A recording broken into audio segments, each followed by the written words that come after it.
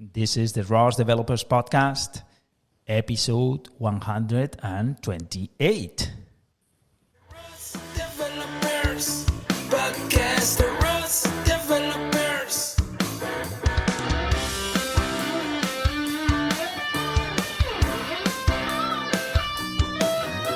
The ROS Developers Podcast, the ROS Developers. Hello, ROS developers, and welcome to the ROS Developers Podcast, the program, the podcast that gives you insights from the experts about how to program your robots with ROS.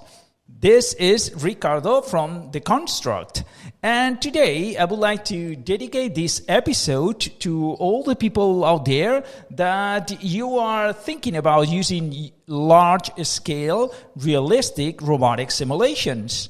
If that is your interest, if you are thinking to work in that direction, then this podcast episode is dedicated to you. And of course, in this episode, we are going to talk a lot about simulations, larger scale simulations, how to do it with open source code. But before going into that, let me introduce you the Robotics Developers Masterclass, which is the program that we have developed at The Construct in order to bring you with skills that are ready to go to a job. So straight from this program, you can go and start working from day number one. So your employer will not need to teach you about anything, any of the typical skills that you need to work into a robotics developer job. So this program contains several phases. In each phase, you are going to be practicing with simulated robots, but at the same time, you are going to be practicing with real robots. Some real robot labs that we have here at our offices. You will be connecting remotely and practicing with those robots, your skills, the lessons that you have learned. Okay, so we have different learning environments for different subjects, as you can see on the screen. And at the end of the program, then you will have to do a project in our robotics cafeteria.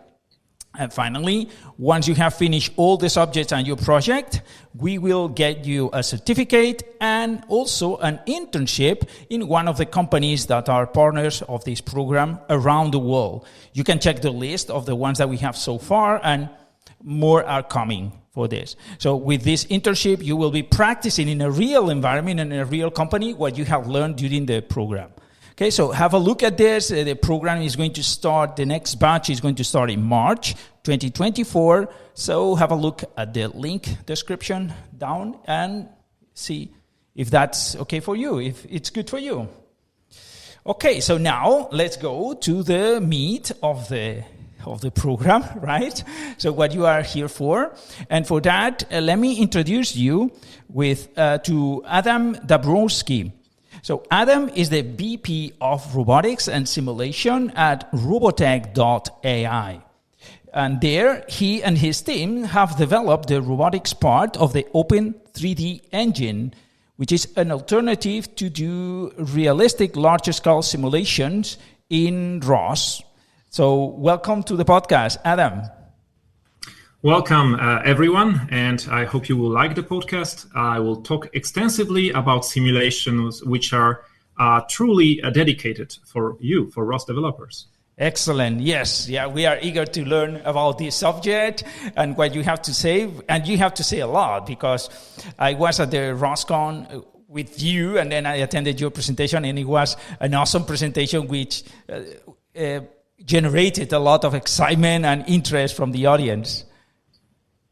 Yes, thank you. Thank you. The feedback from our most recent open source work that's available to everybody was excellent. Actually, we were really satisfied with what we could achieve, and we only hope that the adoption by community is driven quickly by this presentation of what the engine can do for you. Excellent. I have seen that you have published.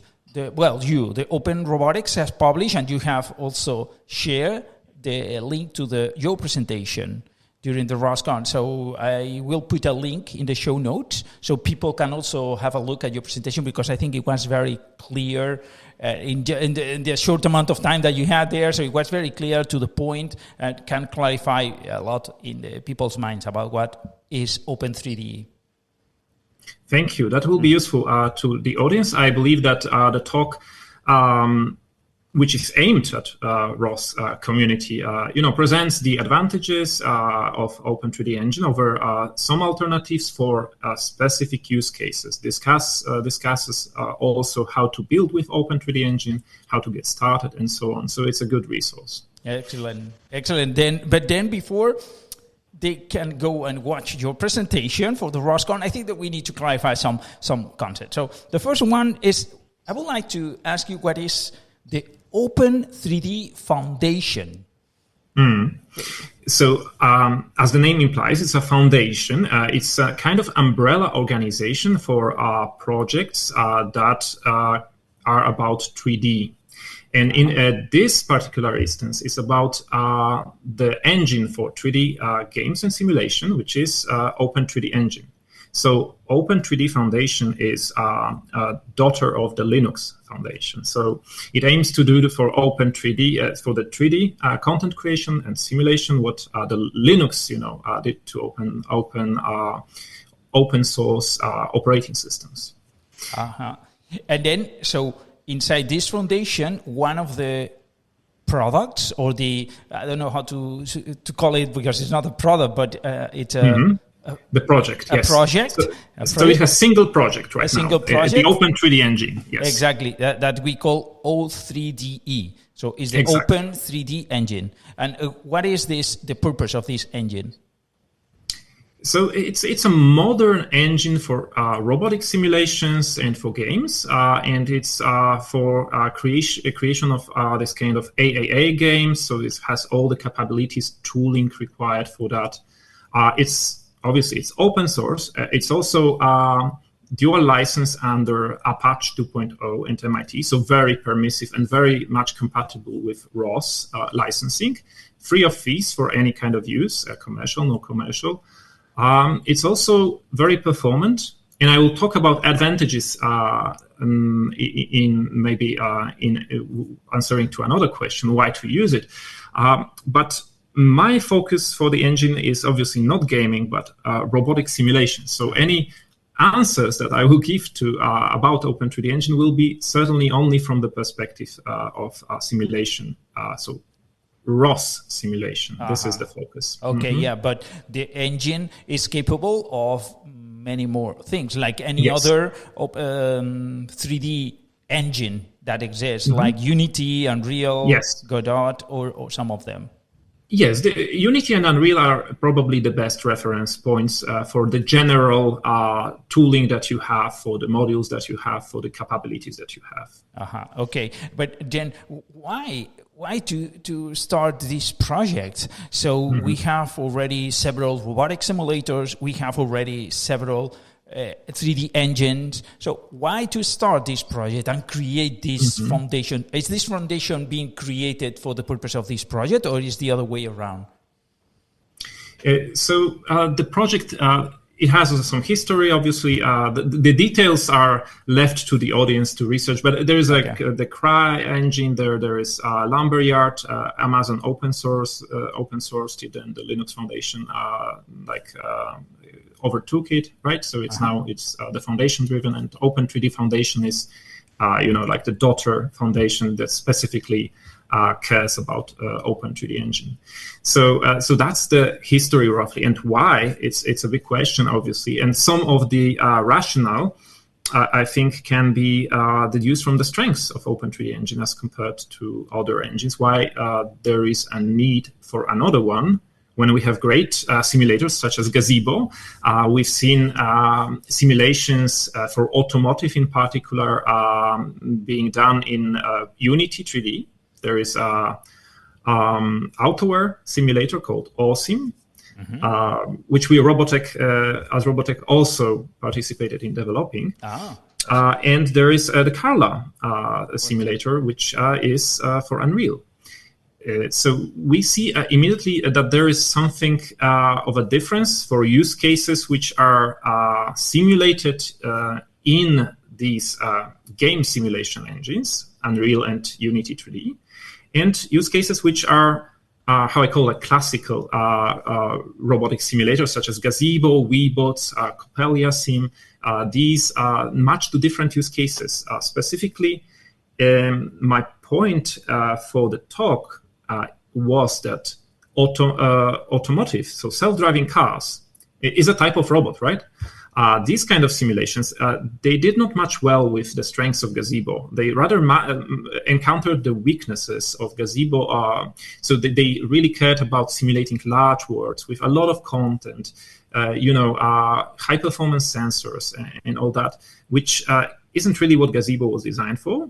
But it's really synergistic with what game engines were designed for. So large interactive worlds and high performance, so you can create, better and better games.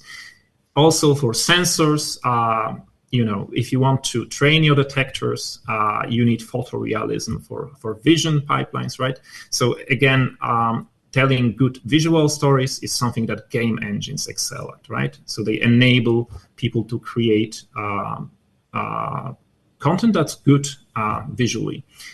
And obviously, for this purpose, we already know about uses of game engines in games that even games like GTA, I think, that was used for actually serious machine learning projects. Oh, is it? Oh, interesting. Yes.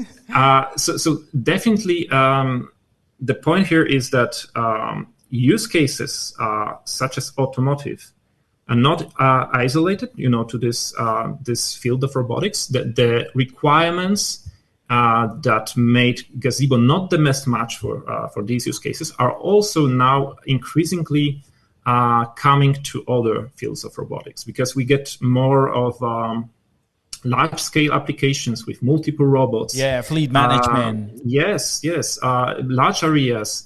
And the strengths of O3DE engine are more and more visible for this kind of use cases. Mm-hmm. Okay, great. And then, so who is in charge of developing the O3DE? Because that's a foundation, so there are different people there, but I see that your company, Robotech.ai, is heavily involved. So how do you organize the development of O3DE? So it's much like some other open source initiatives. Like you can compare it to ROS, where there is technical steering committee. Similarly for O3DE engine, there is one. Interest groups. For example, for me, the most relevant one is the simulation interest group, SIG Simulation, right? Which I chair, actually. But it's all community driven in a sense that, what matters are individual contributors, companies which have interest in developing particular aspects for their own purposes. And it's mostly the same as in the ROS community, I believe. It's pretty similar. You have a new feature, you put out the RFC, you put out pull requests, and that's how contributions go.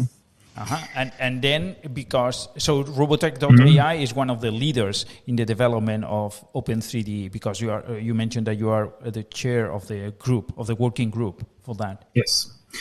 So for robotic simulation, we are the most active, I believe. Robotic simulation, exactly, yes, which is specific. Yes. So for that part, we are by far the most active, I believe, in the open, of course. So in the community, because you never know what kind of stealth projects are there and what kind of engagements some of the companies have. In the open, for open source work, we definitely do a lot for robotics. And this is because, of course, how we see the usefulness of the engine for our commercial goals as well. And then we have been talking about Robotech AI, which is the company you work for. And can you tell us more about this company? What is Robotech AI? What is its business model? So Robotech AI is Polish company, so it's based in Warsaw, Poland, and we have around 65 people right now. Our main areas of focus are simulation, ROS2. So definitely, like when we talk about robotics, it's always ROS2. We decided we don't embrace different standards. We are dedicated to building ROS-enabled simulations. Awesome. We also focus on machine learning, artificial intelligence, and here you can see like that connection with simulation is synthetic data cases and batch running of simulations.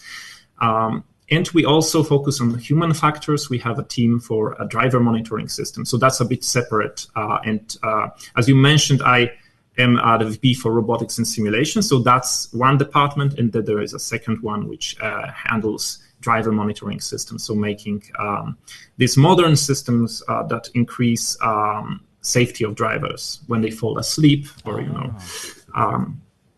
such cases. So our business model is very much focused on open source. You could probably see us from time to time at conferences, or contributing something, or sponsoring, or engaging with community. We have a lot of passion for that among the team. So that's always a driver for motivation for people to work. But also we see our business around open source. So the open source is central for us. So joining the Linux Foundation is very much, in line of what kind of company we are. So services, building simulations for our customers, but also business models around open source, such as open core and simulation as a service. Okay, yeah. So you provide those consultancy services.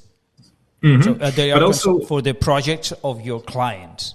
Yes, but also we have our specific solutions which are not open source, which we then license, but they are built on open source engine and make use of open source contributions. And so we try to keep them specific.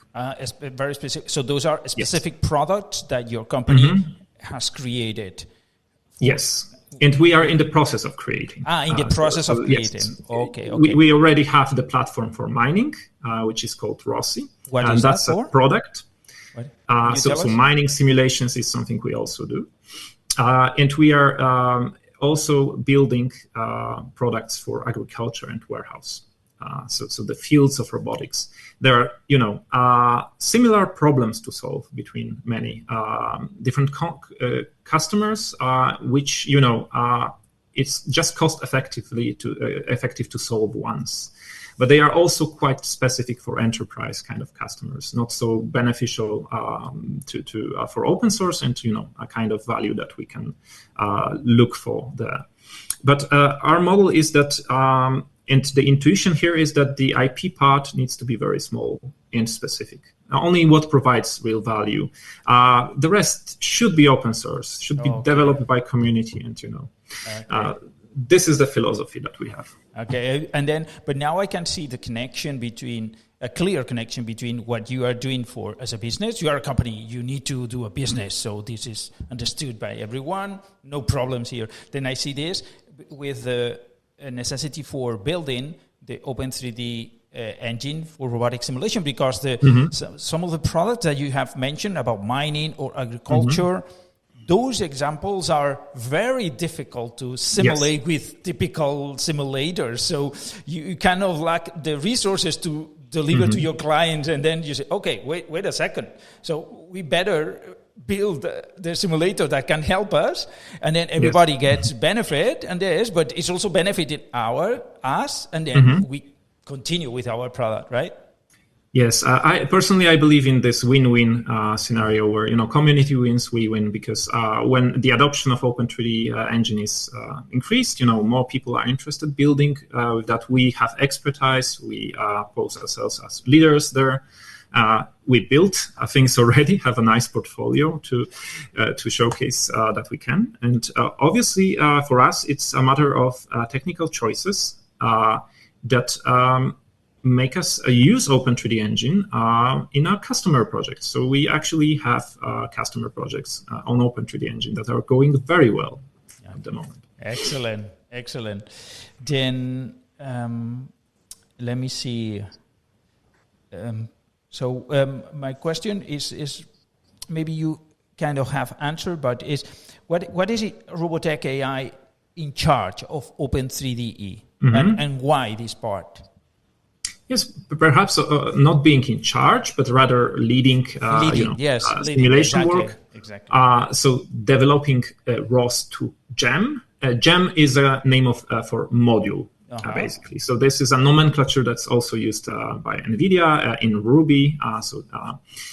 O3DE engine also is highly modular, has gems. We are developing these gems for robotics. And the primary one is the ROS to GEM, which enables building ROS to modern ROS simulations.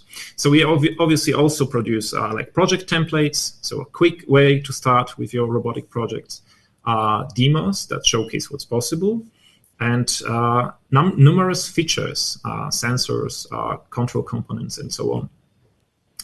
So we are also considered domain experts for robotic simulations. That's one of our roles in O3DE Foundation. Okay. Then with this gem, if I have correctly understood, then the simulation that we build with a robot, then it's already natively speaking ROS, right? There is no need for a bridge, right? Yes. Like yes. in other, like Unity or Unreal, we need those bridges in the middle that we need to launch in order to have the topic. So capture the information from Unity as a separate process and then send to the ROS system. Is that correct? So we have experience building such bridges. So ROS2 for Unity is a solution that we built as well to be able to not have the bridge in Unity. But Unity is still a C# environment, which it requires basically re-implementing the RCL CPP features on top of RCL, because we look into RCL for technical reason. The details, like shortly, it's marshalling into templates, which is not possible for unknown types, and custom messages are unknown.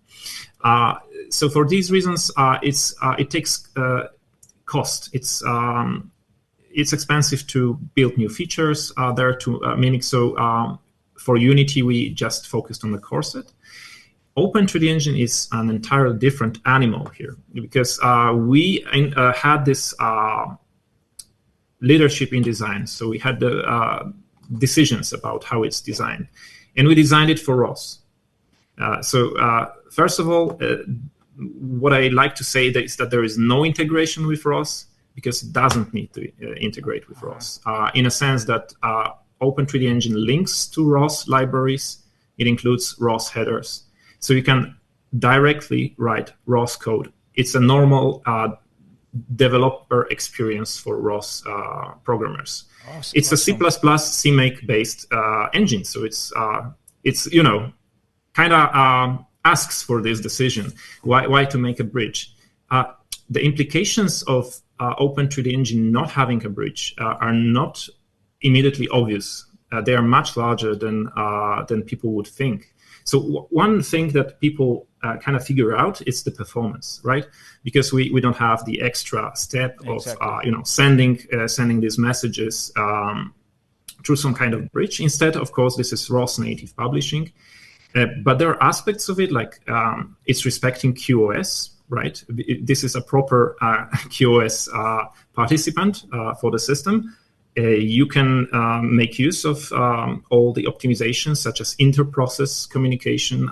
It's already there out of the box. Everything just works. Custom interfaces, like building custom messages for Unity that we did, or the kind of support in Isaac Sim that you need to use custom messages. Here it just works, right? You build your workspace with custom messages, you source it.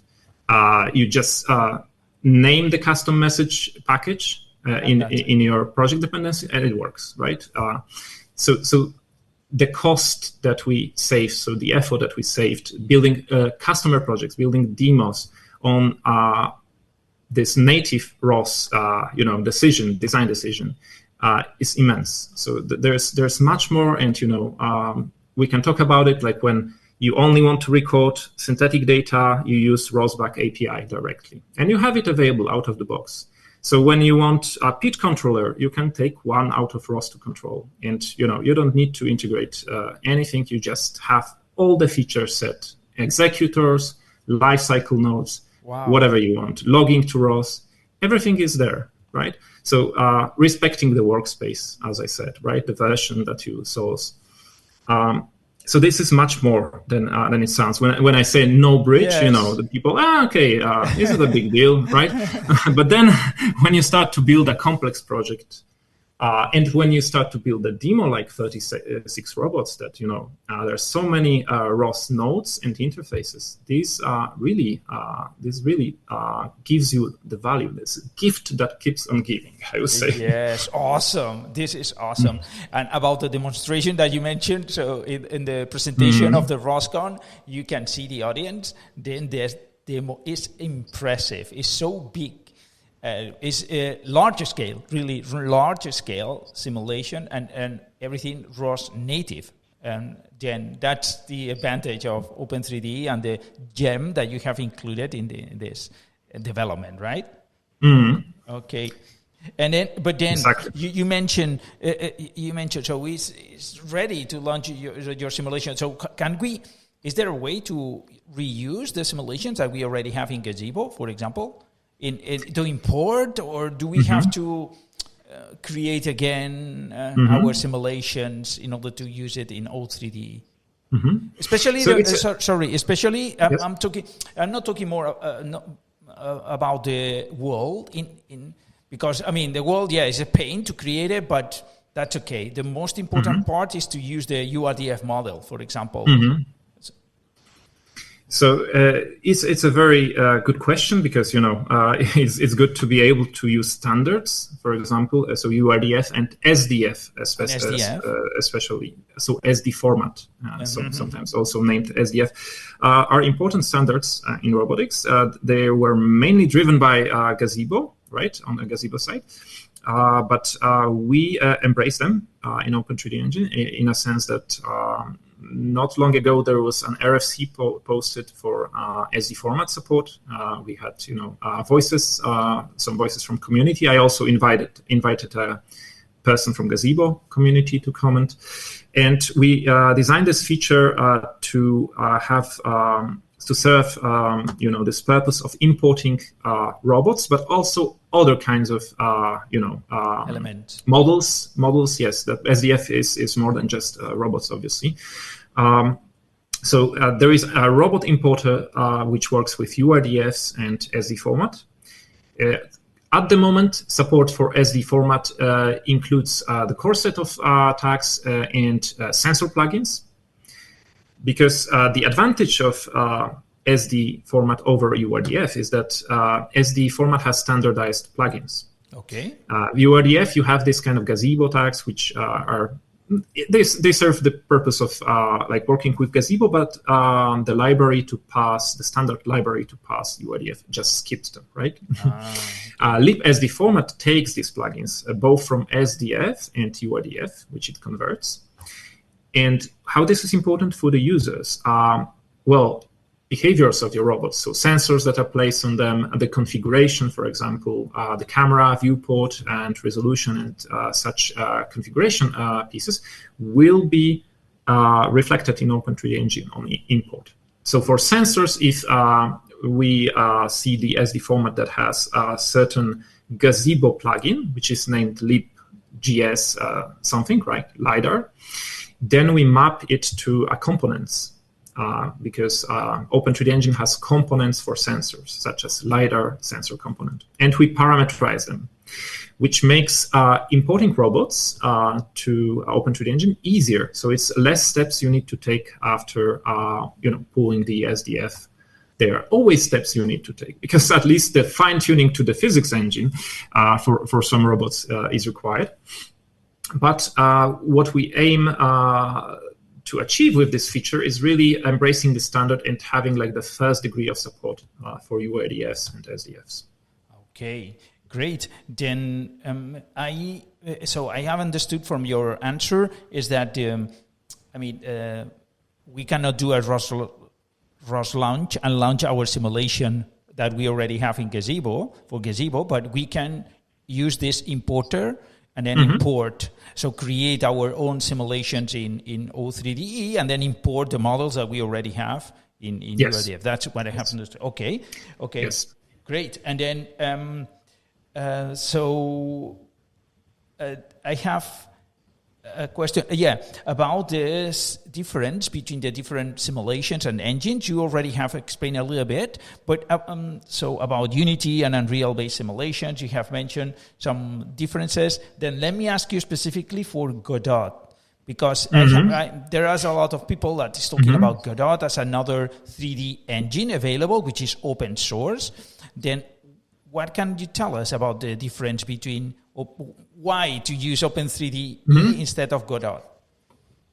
So, in my opinion, honestly, there is no contest between these two for robotic simulation.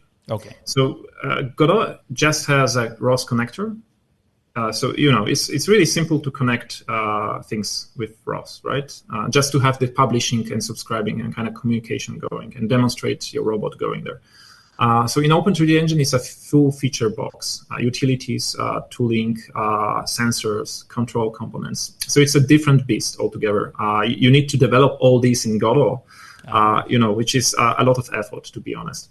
It's also, Godot also has poor support for 3D. It's still mainly a good fit for 2D content creation. Oh, I didn't know that, because I have seen some interesting 3D visualization. So I thought that it can do 3D, and it's the capability is improving, but it's not like it's a strong suit. Okay. And the performance difference is huge as well. Okay. So I wouldn't consider Godot as robotic simulation tool. More engine for gaming, for game development. Exactly, yes. So it has advantages such as being simpler, having more of a. That's what I heard, because I don't use the tool, but the onboarding experience for game developers might be easier. And there's a reason, because it's been around since 2014. The community kind of grew with it. It's Open3D Engine is 2021 only, right? Obviously, there was history with Lumberyard and CryEngine, but Open3D Engine as it is now, its shape, its the foundation, architecture, and so on. This is a modern. So this is a modern engine. For robotic simulation, definitely by a long stretch, only Open3D Engine.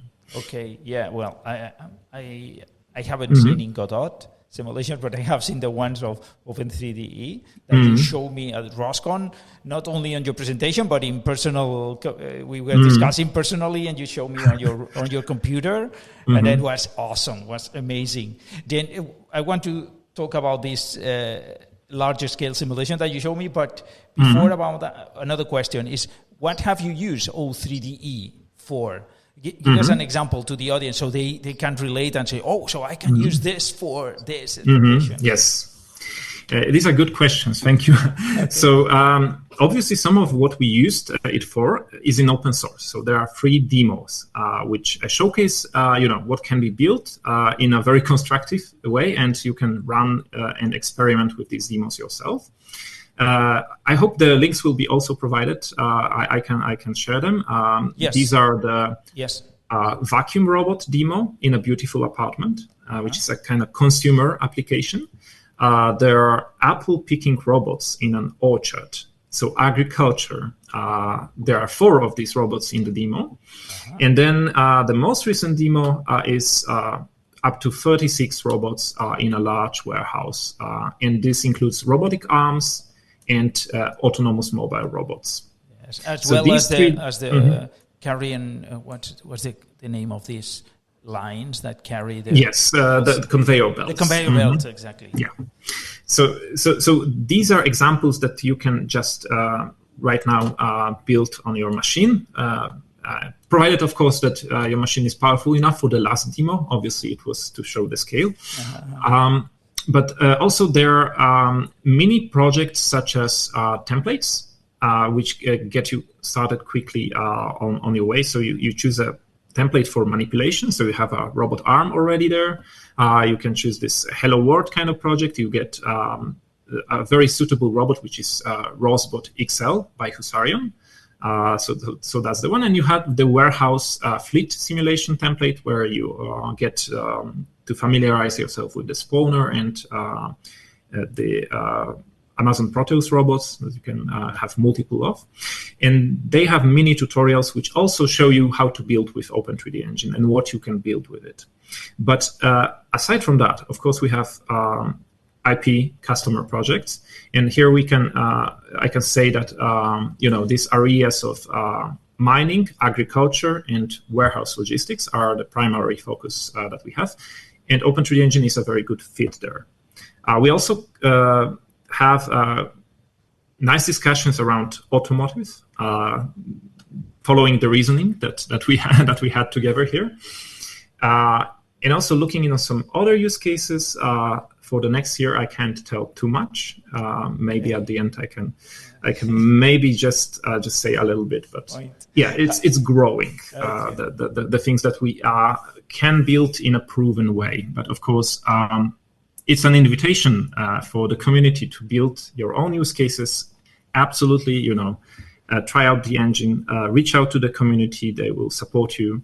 Obviously, it's a new complex tool, so needs to be learned and yes. and acquire. Yeah, but I can tell you that I have checked the documentation and it's very good. Unfortunately, we didn't create it. We are a specialist, but so it's a shame that we didn't create it because it's very good, the documentation for O3DE. A lot of good tutorials.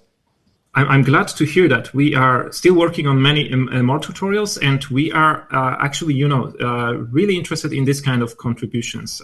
Maybe, we can collaborate on this kind of content, knowing that you guys are fantastic with these. Uh-huh. So ourselves, we are also aiming to provide this page for O3DE engine as a simulator to ROS documentation, much as Gazebo and Weebot's pages are there. So we also want to provide that. Okay, yeah, let's discuss that after the interview because that's very interesting. Of course. That's very interesting. And then continuing with what you were explaining, so a couple of questions. The first one is that have you tried this O3DE for autonomous cars using AutoWare? Have you tried that? It's just to know if you have any experience that you can tell us. Not at the moment. We are driven by customers. We have a great collaboration within the AutoWare with the OSIM simulator. However, of course, there are incentives due to the price increase for licenses. So Unity Industrial license for us 3 times more expensive than previously. So it's a huge increase. So there are incentives to do that. And this could be a collaboration in the community, which will happen in 2024. I can't say anything for sure, but this would obviously be a really good project for us. Okay. So you are saying all the secret things in the middle of the episode. So you are leaving for my last question, I always do on the podcast about the secret. These are not the secret things yet. Great. Just we have this open source nature. It's also like a lot of information is open. Not our customer information. We always value and protect that. But our strategy is not something that we hide. Okay, excellent. Great. Then I also want to continue with what you mentioned before you mentioned about these examples that O3DE provides that anybody can launch. You can go now and I'm going to put the links. Okay, so you said, no problem. I will put in the show notes all the links to those examples. But then you mentioned, provided that you can launch it, your computer has the resources. Yes. Okay, so you show me a reduced version of the warehouse simulation with so many robots that you presented at the Roscon. So then you show me this running in your laptop on site, so I could see. So guys, I know it's real. They were tapping. There was an error.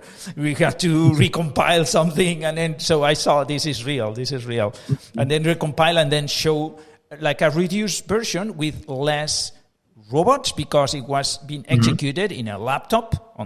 So the question is, what do we need to run a larger simulation? So how will you run it? Is being run in a cloud, or is that you have a supercomputer at your premises, or what? How does it work for the audience that want to replicate such kind of scenarios?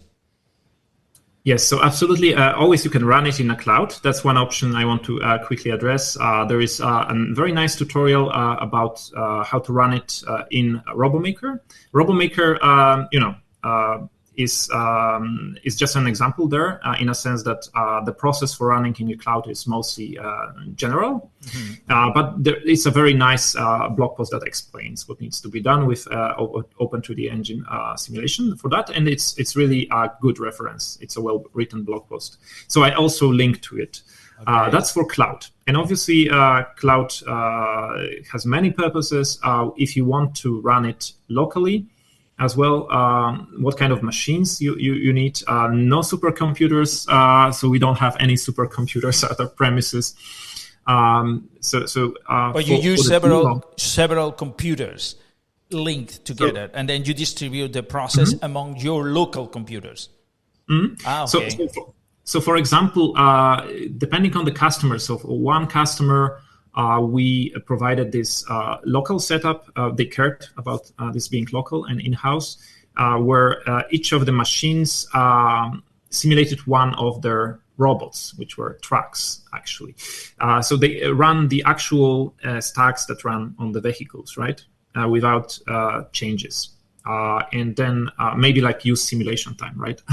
So the super minor things. And then the other machine central around the simulation, right? One. And this was the network. So distributing the stacks as they run on different machines in reality, right? They run robots. So that was the setup that we did. For AutoWare simulation, since our AutoWare is like resource intensive, it's a big thing, right? And the automotive simulation is also quite big. Then we typically run on two machines if the use case is like if there is a lot in the scene or a lot to do. So for the demo, we use the same setup. One machine, it's around like it's a normal desktop machine, a bit more on the higher end, but it's like €3,000 machine. So this is how much it costs, right?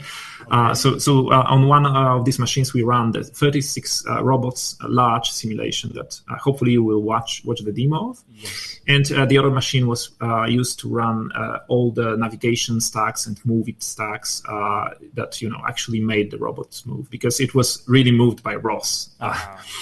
So in this way, we also avoid the kind of spikes, if it's the same machine and you're spawning a lot of things, then the simulation has this spike of resource consumption, and it's really bad for all the launch nodes. Sometimes there are timeouts on waiting on services.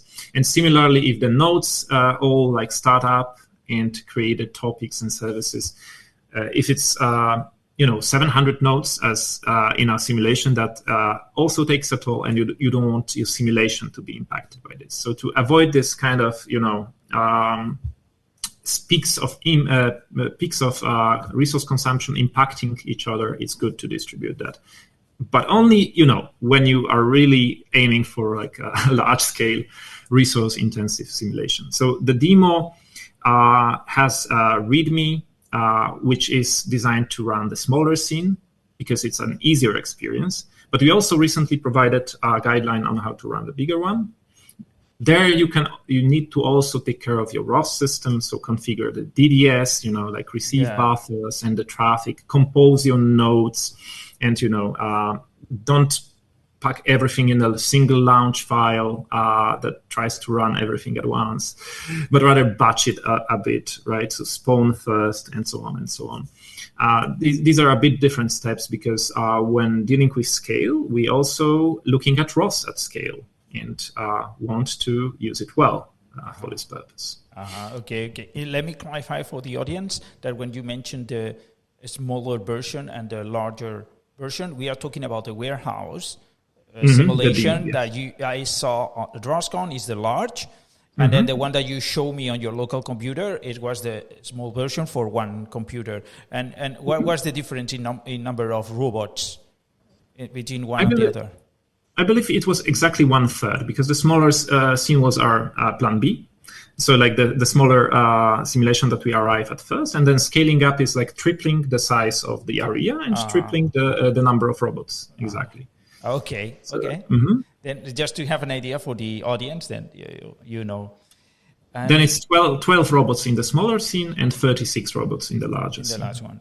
Okay. Excellent. And the area for the larger one, I think, is 90 meters by 100 for 90 by 100. So for 9,000 square meters. How many? Do you remember how many sensors? What were lasers, lidars, and cameras? Were cameras also? Yes. So two lidars for each of the mobile bases. LiDAR for each of AMRs. For the arms, because we didn't want to solve detection problems for boxes. That wasn't the point. We have this ground truth based vision system, which it does look at the placement of the palette.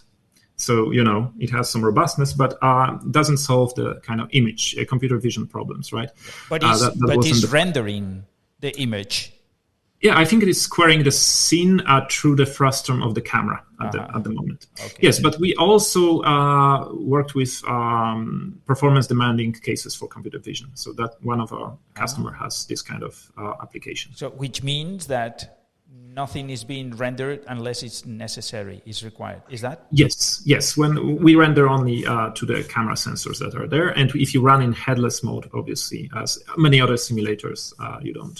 You don't do it exactly. Okay, great, excellent.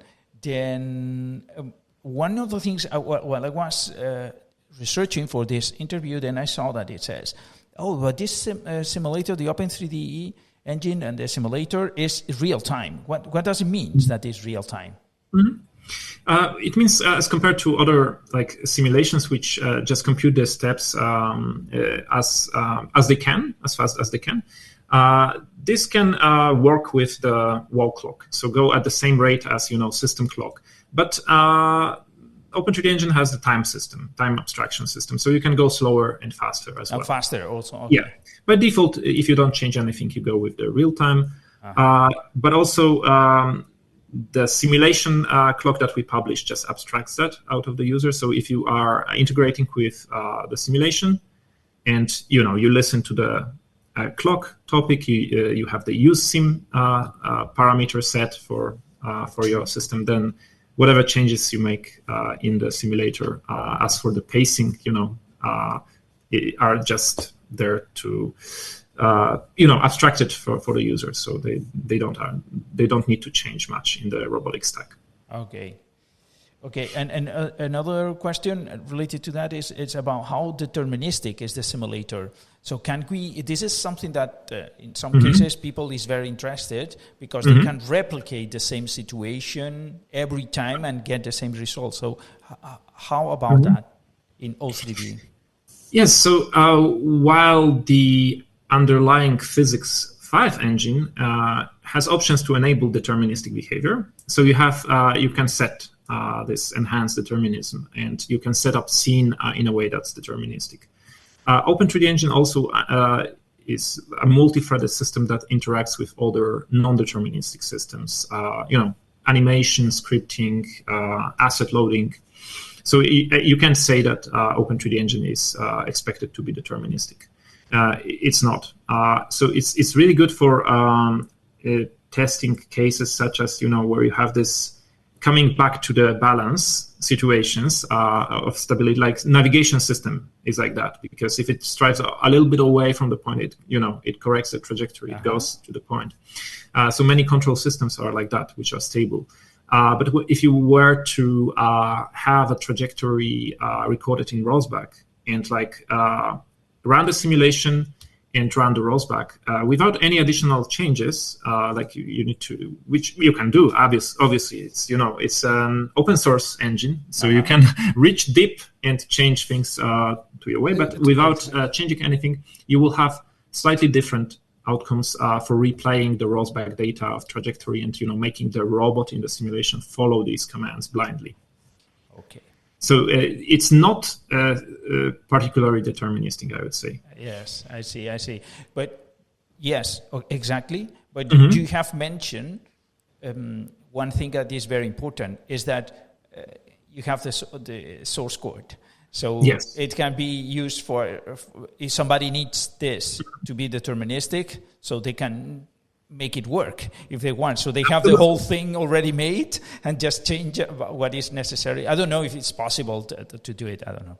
Yeah, I would do such a project. Like, I mean, I don't see even the physics system is abstracted, so you can just implement a different physics engine as well. Because at present, it's up to you. You have all the possibilities. But I would say that out of the box, you don't have the determinism. Okay, and then you mentioned about the physics engine, which is physics 5. It's physics 4 and physics 5, but for robotic simulation, the instructions that you follow when you go to the documentation will result in you having physics 5. So it's a newer version. It's better for the simulation. That's why it's being chosen. It has a better support for features such as reduced coordinate articulations. So stability of robotic arms and other joint systems, which I think is very important. Yes. Because stability can be achieved otherwise by, really reducing the time step for physics, and this is not good for performance. So you can have performant and stable at the same time for these kind of joint systems. And there are many other features, like for physics 5, also the mass ratio for connected items by joint, right, can be much higher for stable behavior. So this is typical in physics engines, rigid body physics engine, that when your wheels weight almost nothing and the rest weights a lot, right? Then yes. the physics kinda isn't great. Yes. And the strength is contacts and collisions. So the physics engine is really good at these. So it's good for the use case that's demonstrated in the warehouse logistics, like IMRs going. Contacts, collisions are the key there. And it's really good performance. It also has a number of GPU features, and I can say that we'll be very likely supporting some of these features like soft body physics as well. Okay, and then for grasping, most of the simulators have a problem in grasping. They don't handle that very, very well. And it's a problem that is usually, for example, in Gazebo, is resolved by using a plugin that does a trick that just is actually not taking into account the friction and the collision between the parts, because it doesn't work. So we use a plugin that just sticks the object when it's detected. Yes. So how does it handle this, O3DE? So it does the gripping. We do the gripping physically. So for the demo, we used a simplified vacuum gripper, which just creates a joint between, not simulating the vacuum. It's a different kind of beast. Yes. Right. We just assume the vacuum works in this case, and of course you can use another kind of simulator specific for this event to validate that your particular vacuum gripper works in isolation. It's probably not going to be real time. Vacuum, it's okay. It's okay to have the simulation because the effect is the same. But for finger-based simulations, that's different because I mean, then you need to test if your finger is going to be able to grasp the object based on the strength or based on the size, based on the collisions that are appearing there. So is there any way of doing this in O3DE? So it works a bit better with physics 5 due to compliant contacts. So this kind of system. I'm not in depth into specifics of that, but I say that there are enablers here for sure. And furthermore, when you're dealing with soft bodies, as I mentioned, there will be soft bodies simulation. That's also important. But yeah, this can be simulated physically, definitely in Open3D Engine. Okay, then I'm very sold into Open3DE, so I'm going to do my own tests.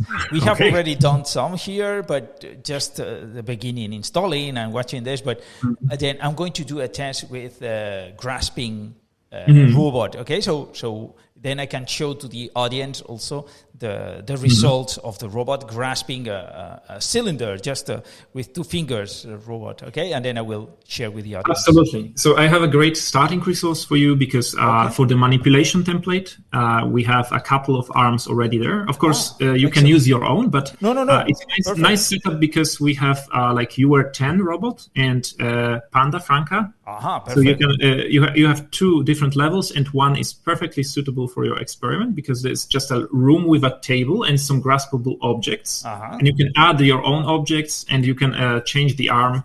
But most of the work, like the good quick start, will be there. So use excellent. the manipulation template. Excellent. That would be quick way. Yeah. Then it's easier. Exactly, it's faster. Very good, very good. Then I will do it and then show you the results and also to the audience. So please do. I'm very curious. Excellent.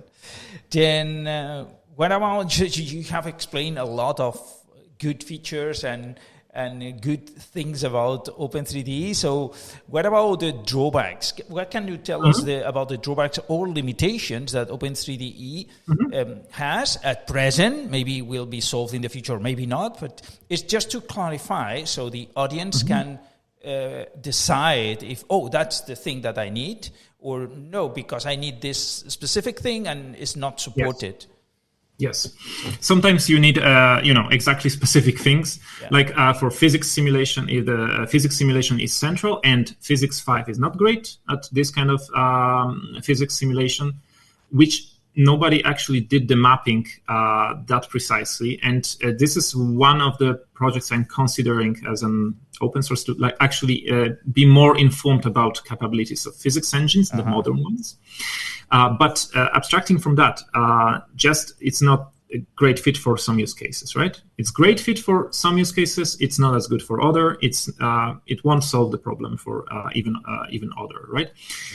So having that in mind, there is an abstraction system for physics. So and physics engine, as I mentioned, can be added, another one, and this would be a great contribution as well.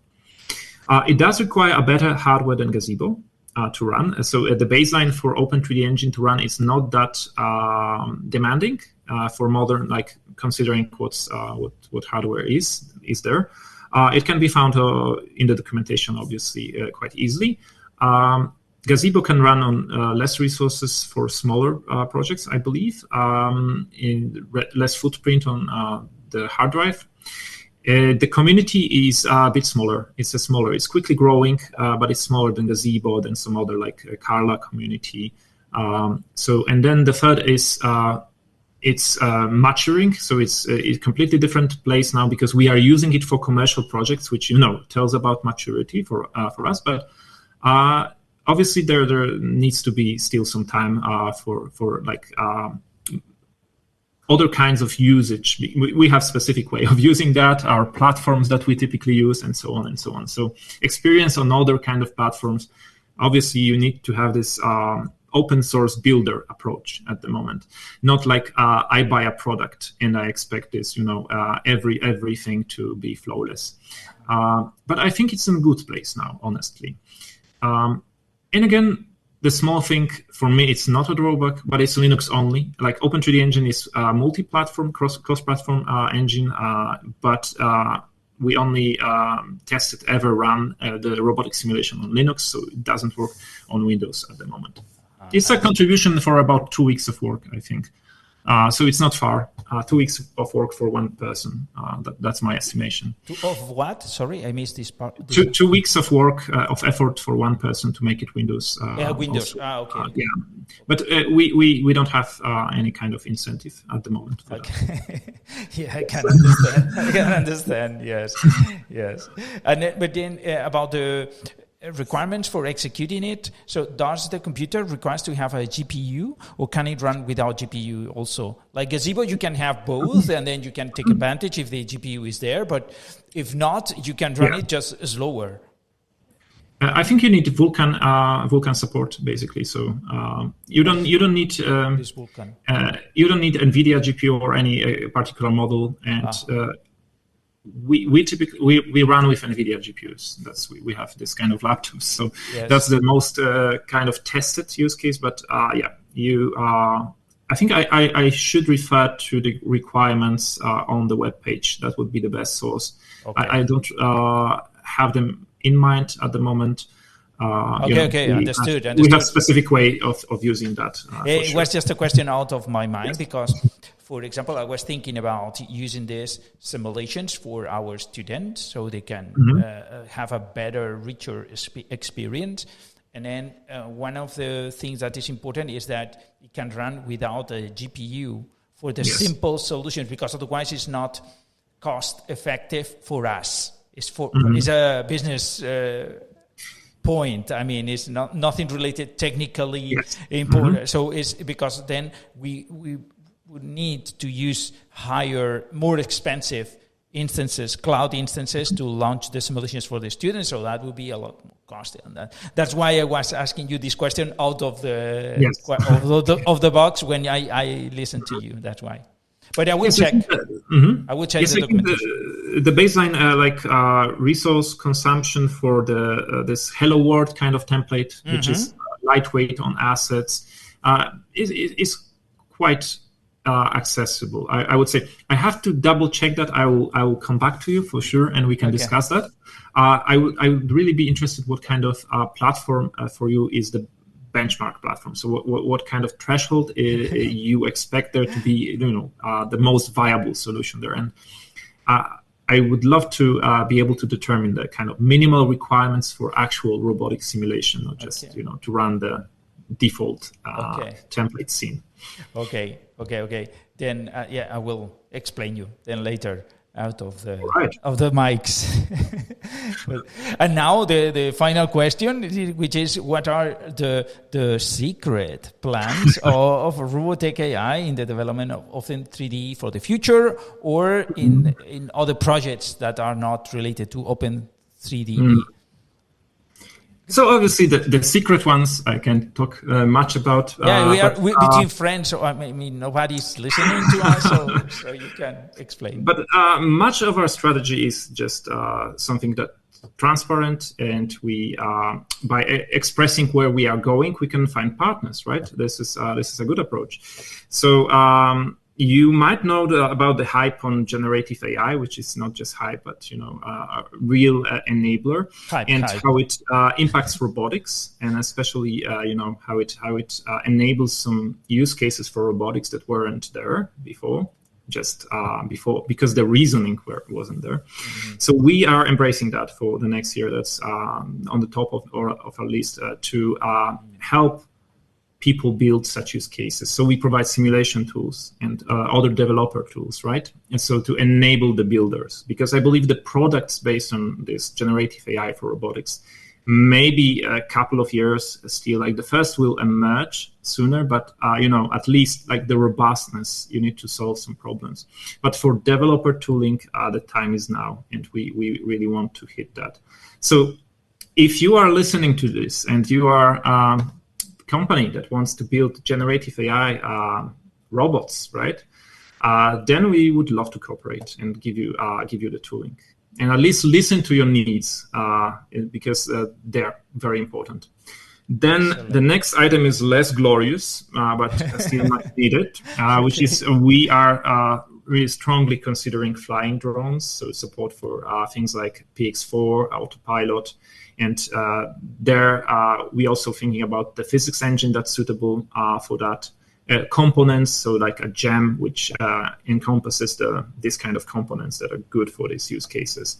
And the fields of application that we are looking at are agriculture, inspection, so inspection and maintenance, and delivery. Which are very suitable there.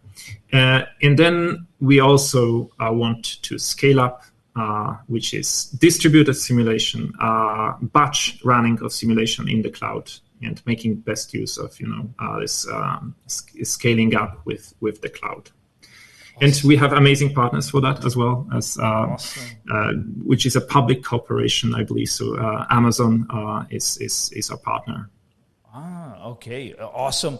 Wow. AWS, yes. Yeah. So that is looking like a bright future for O3DE in the next years. We have to take into consideration that is a very young project. Yes. 2021 is 2 years ago. I mean, yes. And already this level and this roadmap ahead with good partners, people, intelligent people, dedicated. So I think that it's going to be a big success. I'm completely sold. I mean, I'm glad to hear that, Ricardo. And just to the audience, this is the moment for builders, for creators. It's not as much as discovering a new land. There is already a structure there, but we need contributors to come in, and it's really beneficial to the society, I believe. Because it's democratizing access to the simulation of large scale, robots, as well as just any kind of simple onboarding resources as well, much as Gazebo does.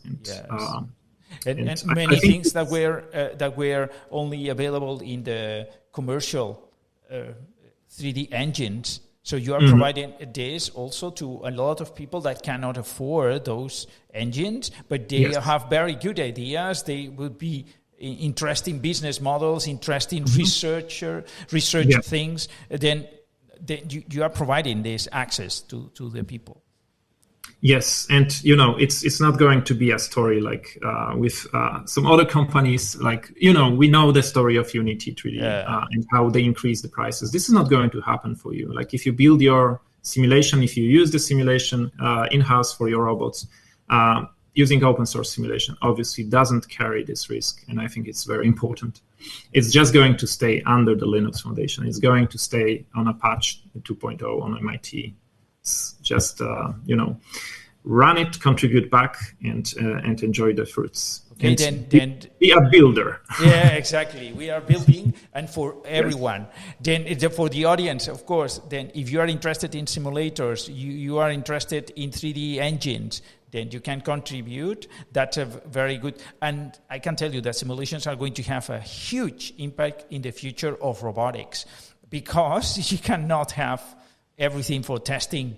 You cannot, if you want to speed, you are going to need the simulations. And one proof for that is the huge investment, for example, that NVIDIA is putting into Isaac SM. For example, this is one of the proofs that this has a big future, and especially for robotics. Because what we mentioned, that needs to be tested at higher speed, so you can learn faster in parallel and so on, in different conditions and so on. So that the simulation is a key technology for intelligent robots development. So then, thank you very much, Adam, for being here. It's been a pleasure to listen to your explanations. I think that you have touched some other people in the audience, and we'll see the results in the next weeks and months. Thank you, Ricardo, both for inviting me here and for great questions. I hope this is useful for the audience, and to all of you that are listening, thank you for your attention. Thank you very much. And then, so that's all for today. All right. This is the end of the episode. So please give us 5-star wherever you are listening to this, either Spotify, iTunes, or any other platforms that are around there. So please give us 5 stars. If you don't think that we deserve 5 stars, contact me. I will put a link here below where you can contact me and tell me what you didn't like it. How can we improve? And don't tell me about the music, because I like it. So that is all for today. And see you next week with a new lesson from the experts. And until then, keep pushing your ROS learning.